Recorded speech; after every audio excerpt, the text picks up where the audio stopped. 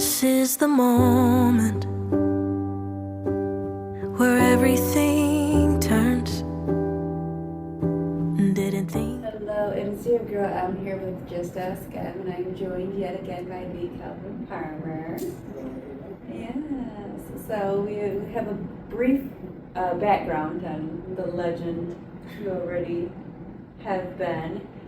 This episode is called The Testimony because it's been quite the journey, and we're just here to talk a little bit about it, just to remind people that, you know, sometimes people don't look like what they've been through, but also a reminder, even if you've been through something and you may look like what you've been through, just still rising at the end of it. So, you know, how's Calvin Farmer doing? Cal is doing pretty good these days. Just grateful to be alive. Thank you for having me back again. Oh, was it third time's the charm? It's like 4 or 5. Right, with the table talks. Yeah, no, again, I'm grateful for this platform, probably your accomplishment. Again, thank you for having me. Well, for the last year or so, it's been almost a year, there's been, I don't want to use the term chaotic, it's been a little tumultuous, but anything in life you have to learn to ride the waves. Try not to fall out the boat. So, right around, my birthday was in April.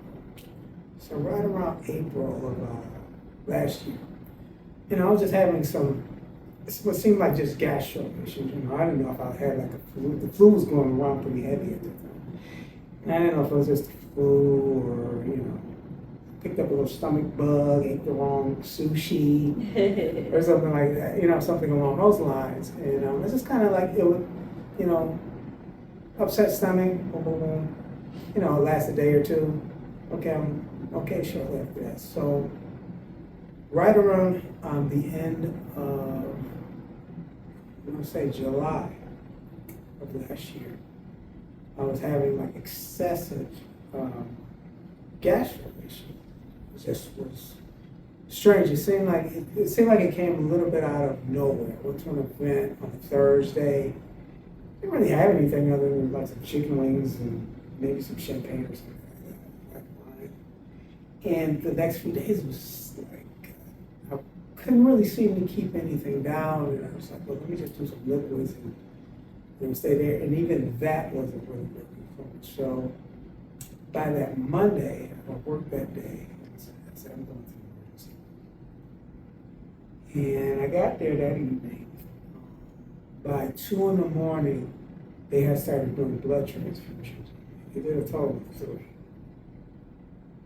They admitted me. So I stayed there over the course of the next few days, and they were just doing observations. They had me do some scans. They wanted me to do colonoscopy, things of that nature. And by that following Saturday, I was in there almost a week.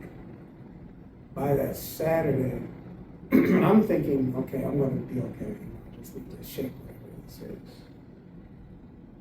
By that Saturday, my doctor, my current doctor, my surgeon, came and sat down with me and he told me, you have colon cancer.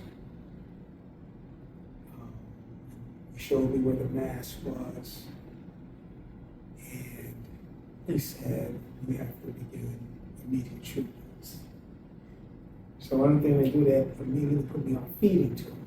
So anyone who knows what an NG tube is, you know what it is. But essentially, they put a tube up your nose and down your esophagus, and you're fed intravenously. So I couldn't even have solid food. I lost a total of 40 pounds in roughly 2 weeks. I was in the hospital the entire time. During that time, we did scans day in and day out. And there's anyone who says, thinks you go to the hospital and you look at this arrest, it's a lie.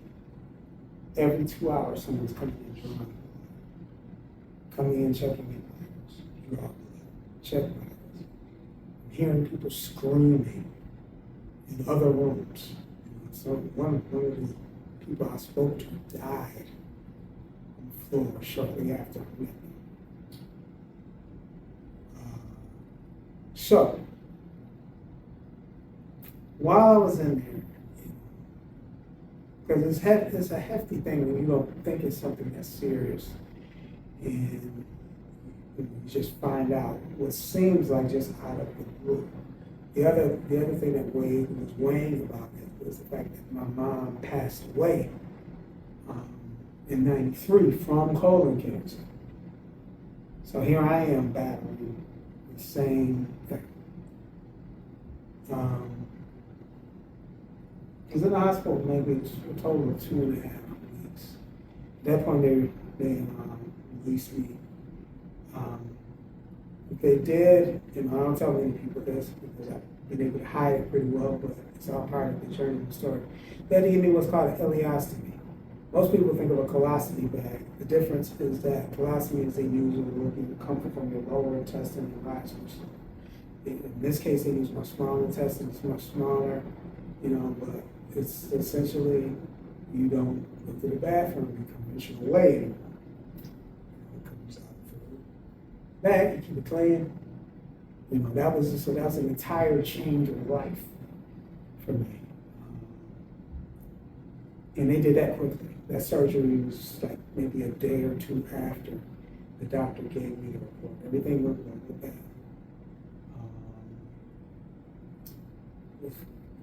The next thing that happened was the next few days being in the hospital was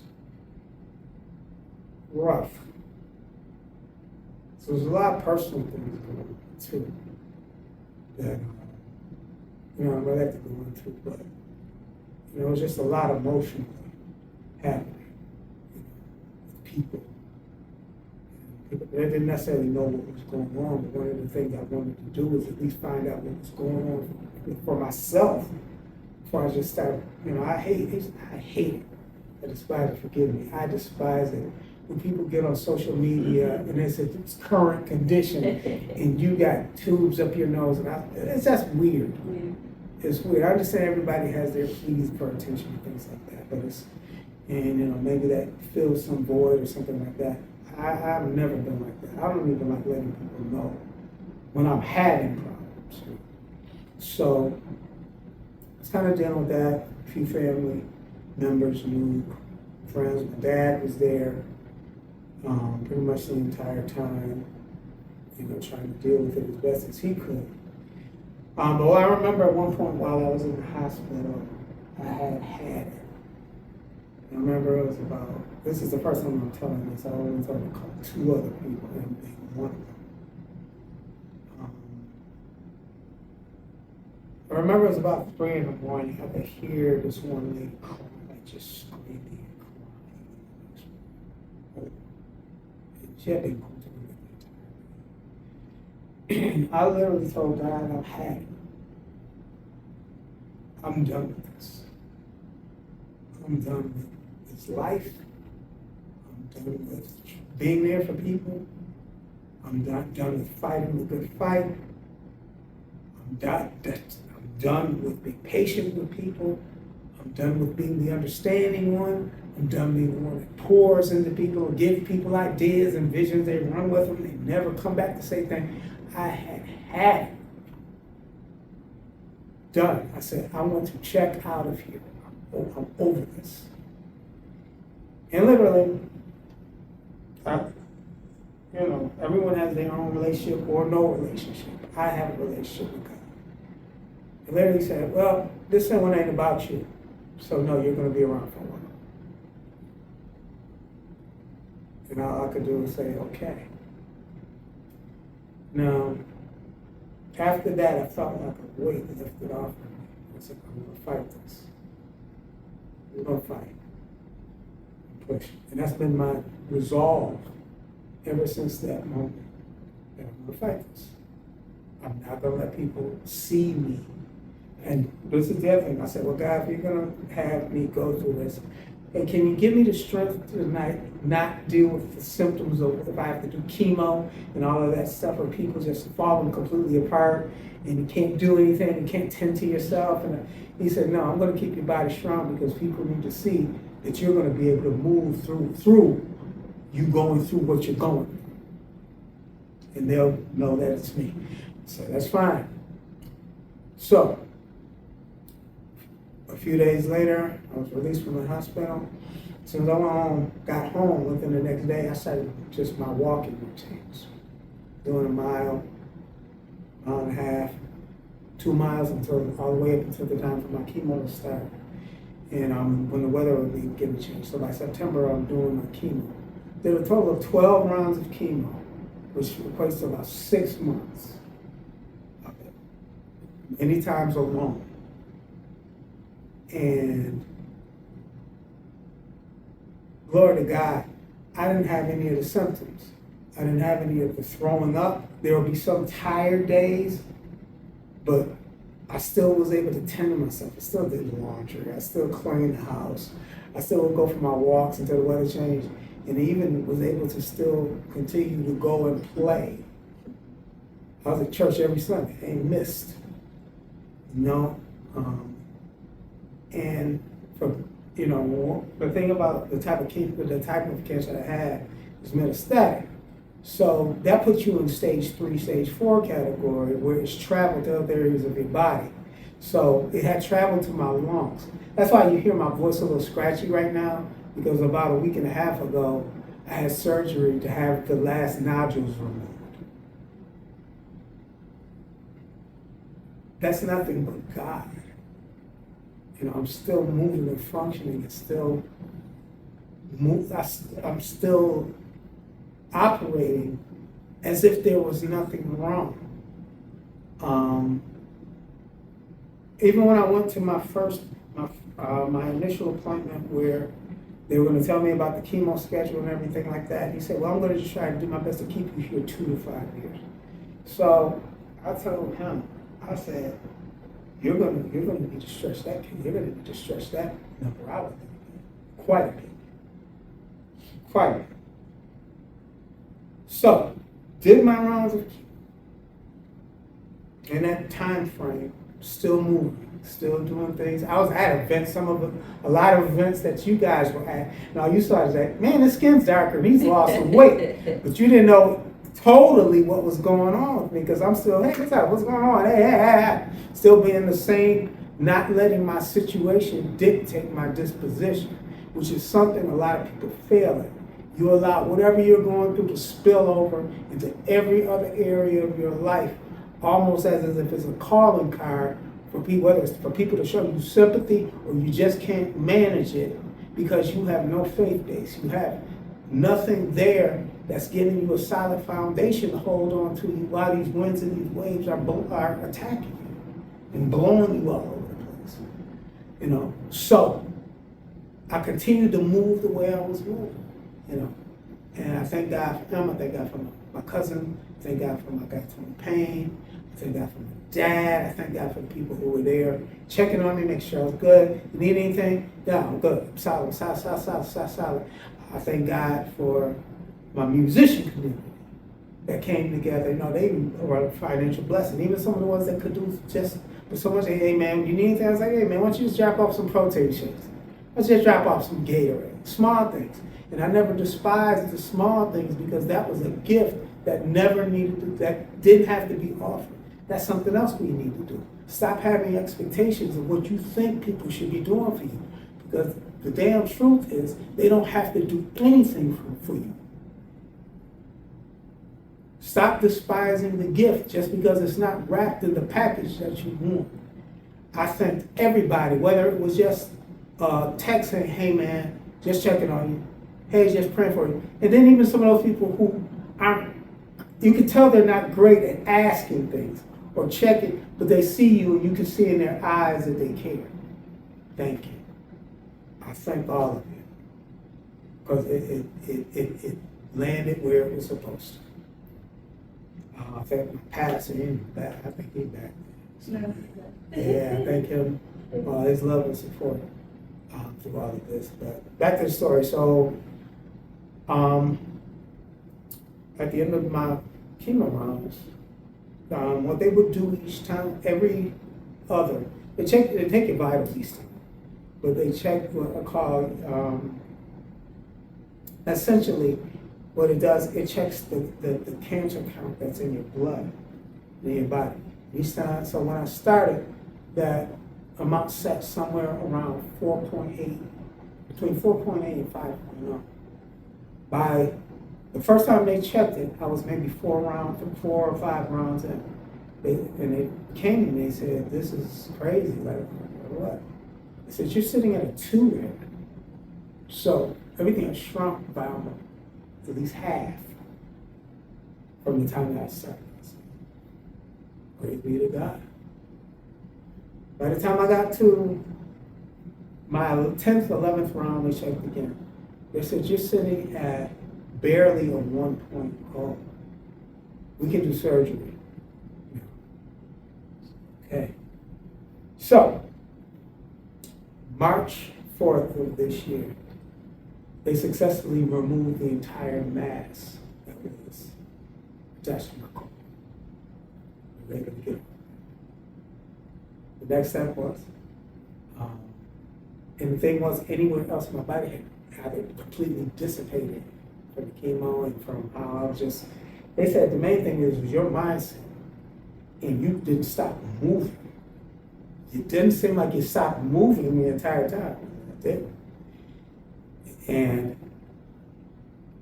the only other area was in my lung. They said, "Those have shrunk so much that really, we don't have to do anything, but let's just be safe and let's go and get them." Tuesday before, not this last Tuesday before, went in, did surgery, put me under, woke up, they said, "We got it." So you take care of yourself. And I know, I'm grateful for my doctors, grateful for modern medicine, but we're going to call it what it is. I'm grateful to God for sustaining, because people have, my mom, she died from it. She went in the hospital, and 2 weeks later, she was gone. But God sustained me and kept me, and this is a testimony of His power. You know, again, anyone who knows me knows that I have a relationship with God. I'm spiritual. I'm going to joke. I'm going to cuss. I'm going to laugh. I'm going to do all of that.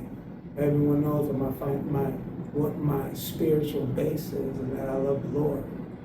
And I'm not going to ever cram religion down anyone's throat, but I do believe your life should be a testament or testimony to someone who doesn't know, or is struggling to find a way, or struggling to find answers and looking for them in all of the wrong places.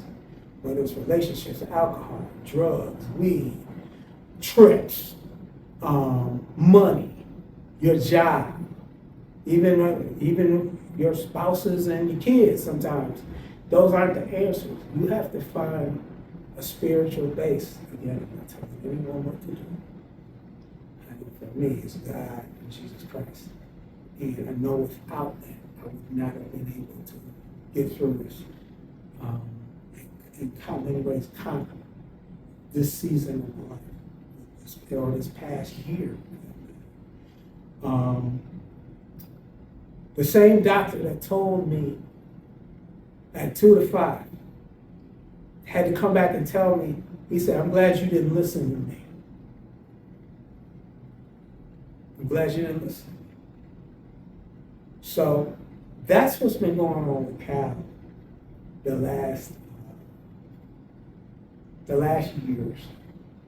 Again, I didn't put out there too much. I told a few people, you know, and it spread eventually. It spread eventually. My guy Tony Payne, my cousin, they threw like a sort of surprise tribute concert, more or less, for me. And a lot of my church community and surrounding people who don't necessarily go to church but know me came out and supported in numbers and filled that church up. And it was just such a blessing to me. I also want to specifically thank my little sister, Zuri Appleby, specifically thank her. Because she surprised me right around Christmas time. She came out, Black woman, she's a phenomenal musician. She lives in LA now. Working with a lot of, working with Lizzo, working with a lot. I've known her since she was a baby. Like, I used to take lessons from her dad. And her and her mom, Linda Appleby, she's a fixture in the music community here. When she's in town, she's like, "Hell, I want to see you for a little." Like, okay, cool. So I met up with her and her mom. We sat and talked for a while, and she hands me an envelope with like just a bunch of bills. And she said, "So the concert that I did the other night, I all the money was for you."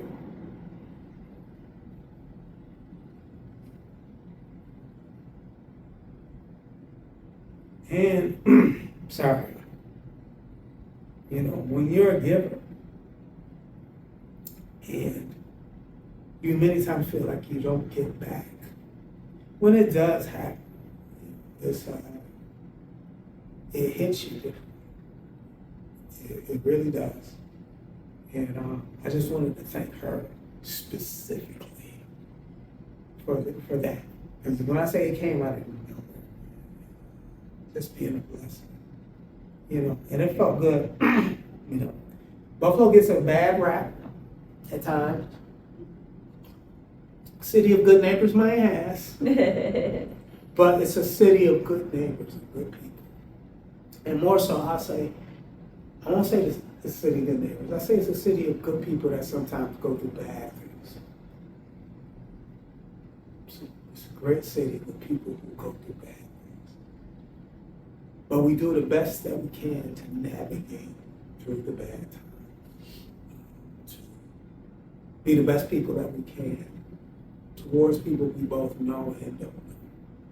And I hope that that's something that I've done, and that just me sharing some of my story. There's way more to it. But, I'm not going to get into the sleepless nights, bleeding, stomach pain.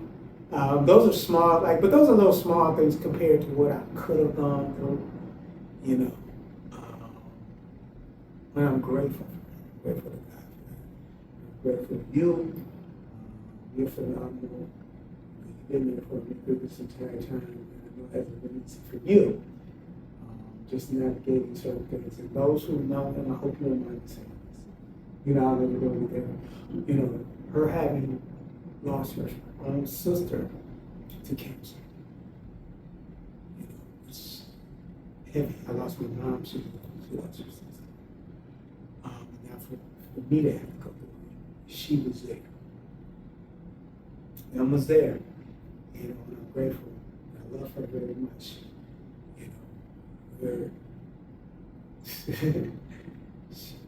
She will always be my love and my friend. She's an angel in disguise at times. But she is an angel. And again, I thank God for this platform, because it's not just about people selling their business ideas and promoting themselves and the plugs and things like that. It still offers an opportunity for people to really be transparent and talk about some of the things that they're going through, and it may touch someone at their heartstrings who didn't even know that someone may be going through the same thing they're going through, or they're going through something worse, and they can look and say, you know what, it's not as bad.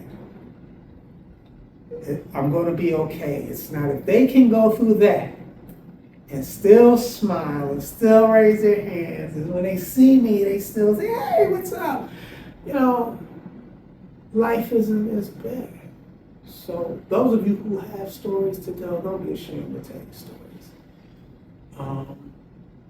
Don't be so guarded that you cloister yourself off into a cave, and the only thing you want to show is that you're popping bottles and that you're in the VIP and things like that. There's real pain behind this stuff.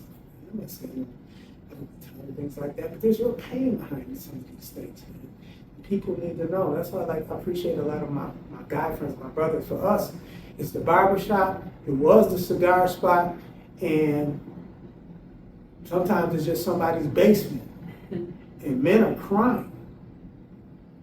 They're literally getting around other men and shedding tears because of the stuff that they go through, and because they don't want to show weakness around their woman, and they don't want to show weakness around their kids, and they don't have anyone to share these things with. You know, women, you guys do it however you do it. You do it over Ossie, Spumante, whatever these flavored soft wines are that you drink. You know, and you share. Yeah, well, girl, I'm good. You know, it's sometimes different for men. You know, you can't show it. But this is mainly for my guys, I guess. You know, anybody who feels like they don't have any to talk to, anybody to talk to, whatever, young man, my socials will be around here somewhere. Reach out to me. We'll talk through this stuff. Because some of the things that I've been through are enough to make an elephant drop to its knees. And I'm still moving. It's this one scene from this one Rocky movie. All the other ones I was cool on, like, I'm gonna fight. There's one scene where he's talking to his adult son who just was complaining and his life is hard. And Rocky told him outside that, you know, it's not about how hard you get hit. It's that you get hit and you get back up. And that's it. And we were raised better than to be weak. And just let life is going to be hard. It's going to be hard. We're not going to blame people. We're not going to point the finger.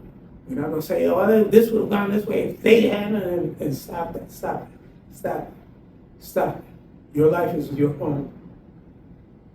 You have control over yourself, nothing else. All you can do is control yourself. And you have to decide that you're going to have the best possible life that you can, regardless of the circumstances and what life may deal to you.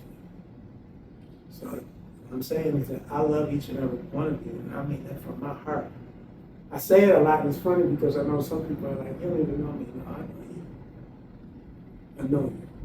And if nothing else, we can connect in pain and suffering. So I love each and every one of my brothers and sisters out there, regardless of color, ethnic backgrounds. I love my Latino. I love that. To my brother Joey Gonzalez, GC, Rob Bonner, again I said Tony Payne, Carl Johnson, Vinny DeRosa, Jed Thompson, Damone Jackson, Will Holton, Brian Bradley, John Evans. These brothers wrapped their arms around me. I was going through this. I'm grateful. So, y'all are loved. You're loved and you're not alone.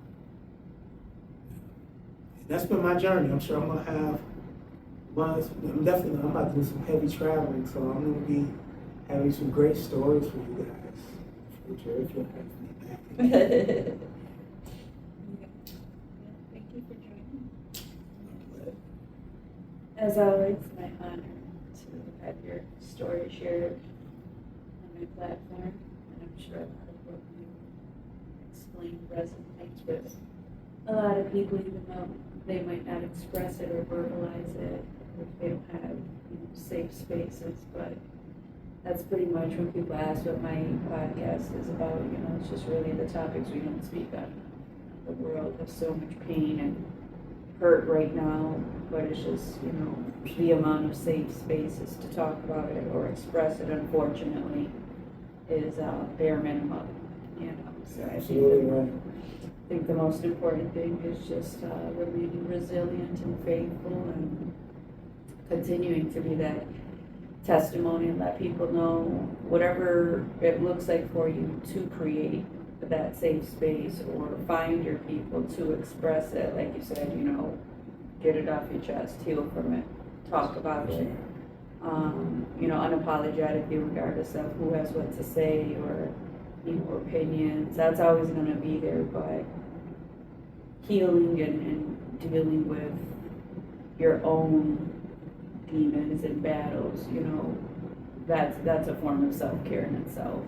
And there should never be any boundaries or hesitation or fear in doing that if that's what's best for you. So, gentlemen, thank you for sharing this on the platform. Thank you. And I think this is the longest that I've you been let quiet. anyone talk and you hushed up. We joke Don't, like that. don't worry, I'm okay. I'm okay, y'all. I'm good. we joke like that. But no, real talk. Again, I speak blessings over this platform. It's definitely something different. And again, it's hitting so many different things. It's not just, okay, but I have someone here who does finances and, estate planning and things like that. And then I have someone here who's a phenomenal baker and chef.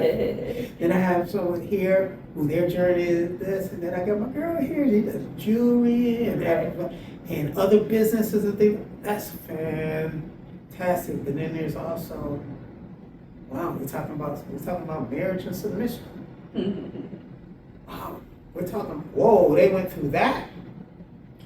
It hits so many different areas and encompasses so many different things that that's something I don't necessarily see happening with a lot of these podcasts and, platforms where it's just addressing so many different quality things and good things that do, like you said, they need to be brought to light and addressed just to be a blessing to someone, and connect people, man. Like, I know a few people who actually through the podcast, like, oh wow, I needed those services, Right. And it One-stop shop. literally. So this is fantastic, and I wish you the best, and I wish you all the favor in the future. This is only the beginning. Well, you heard it here on Just Ask God. Make sure you continue to tune in and subscribe. And if my platform is something you want to share your story on, feel free to reach out. Here's it.